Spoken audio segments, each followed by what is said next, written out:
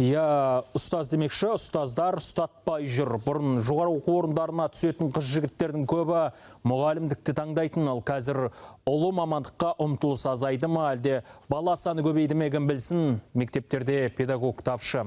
Әсіресе ауылдық жерлерде ұл қызға білім беретін маман таппай талай директор мұңайып жүр. Әйтпесе жалақысы жақсы, тұратын үй жайына дейін жағдай жасалған. Сонда тапшылықтың себебі неде? Жетпеген ұстаздың орнына кімдер сабақ беріп жүр? Әріптесім Маржан Нүсіпбек тыңдайық. Бұрын мұғалім өлмейтін мамандық деуші едік, қазір керісінше мектептер маман таппай жүр. Жылына ұстаздықты таңдаған мыңдаған студент оқу бітірсе де табанды еңбек ететіні саусақпен санарлық. Сонда себебі не?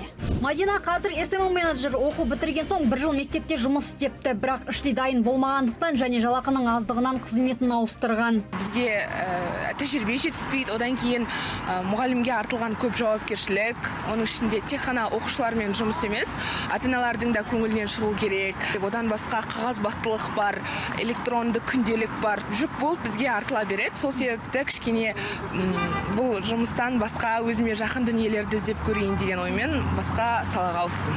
Ал Жамал Мешітбайқызы болса 2 жыл бұрын зейнетке шыққан, бірақ ұстаздық етуден жалықпаған. Әлі де сапта бейнеттің зейнетін көретін шақта неге мектептен қол үзбей келе жатқанын өз айтсын. Математика пәнін ұнатқандықтан қол үзген жоғым, және мектепте келген өзімізден бітіріп кеткен оқушыларымыз, жаңадан келген мамандар соларға тәжірибе алмасу жағдайында үлгі болу үшін ұлағатты ұстаздығымды көрсетейін деп тәжірибемді беріп жатырмын деп ойлаймын. Үлкендердің жастарға жол көрсеткені құба құп, алайда осындай қамқорлыққа қарамастан маман тапшылығы азаймай тұр. Ауылды былай қойғанда Астанада да осы проблема. Мұғалімдердің мектепте тұрақтамауының бір себебі қысымда жатыр. Жас мамандардың енді қорқақтайтыны, мен ойлаймын, ата-аналармен кейде жұмыс істеу бүгінгі таңда қиындап тұр. Бізде енді математика, физика пәнінің мұғалімдері жетіспейді, өкінішке орай. Кадр мәселесі туындап тұрған кезінде сол зейнеткер мұғалімдеріміз сол үшін ұстап отырмыз.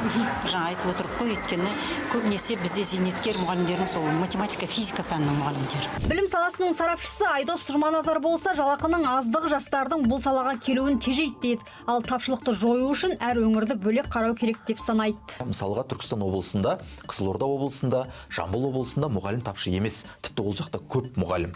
Бірақ біздің солтүстік Қазақстанымызда, немесе шығысымызда, батысымызда мұғалім тапшылығы өте қатты байқалады. Сондықтан бұл жерде мұғалім тапшы емес дегенді жалпылама қарайтын болсаңыз, сан жағынан тапшы емес болып қалады. Ал бірақ бұл жерде кейбір өңірлерде мұғалімдер артылып жатыр, кейбір өңірлерде жетпей жатыр. Біз осыны нақты әр өңір бойынша қарастыруымыз қажет.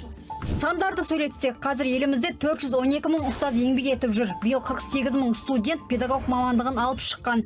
Жаңа оқу жылында 10 мың жас маман жұмысқа қабылданыпты. Бірақ бұл тапшылық азайды деген сөз емес. Сол үшін оқу ағарту министрлігі әсіресе ауылды жерлердегі ұстаздардың орнын ойсыратпас үшін онлайн оқыту жүйесін іске асыра бастаған. Бүгінде бірсыпыра білім беру платформасы жұмыс істейді. Ол бірыңғай барлық мектептерге арналған цифрлық платформа болып табылады. Оның ішінде 1-ші сыныптан бастап 11-ші сыныпқа дейін толығымен цифрлық сабақтар қамтылған. Олардың көлемі бүгінгі күні 26 мың сабақ. Негізгі форматы бойынша енді ұстаздың жоқтылығын енді толығымен қамтымайды, бірақ та көмекші құрал ретінде ұстаз мектептер қолдана алады. Бұл амалдың жоқтығынан жасалып отырған қадам деп түсіндік, алайда онлайн оқу кәдімгі маманның орнын баса аламады. Баланы болашаққа дайындау мүмкін емес. Неге? Себебі балада онсыз да қазір Инстаграмда, ТикТокта, әлеуметтік желіде, телефонда отырған бала коммуникацияға бейім емес болып қалады. Не десек те жауаптылар жастарды ынталандыру үшін шәкіртақыны көбейтіп, жалақыны да арттырып ақ жатыр. Дипломмен ауылға бағдарламасы арқылы баспанаға қол жеткізу үшін де жағдай жасалған. Бірақ оның қарымтасы жастарға оңай болмай тұрма, әйтеуір тапшылықтың әзірге жойылатын түрі жоқ. Маржан Нүсіпбек, Айтжан Отызбаев, Біржан Қабдіреш, Астау жаңалықтар.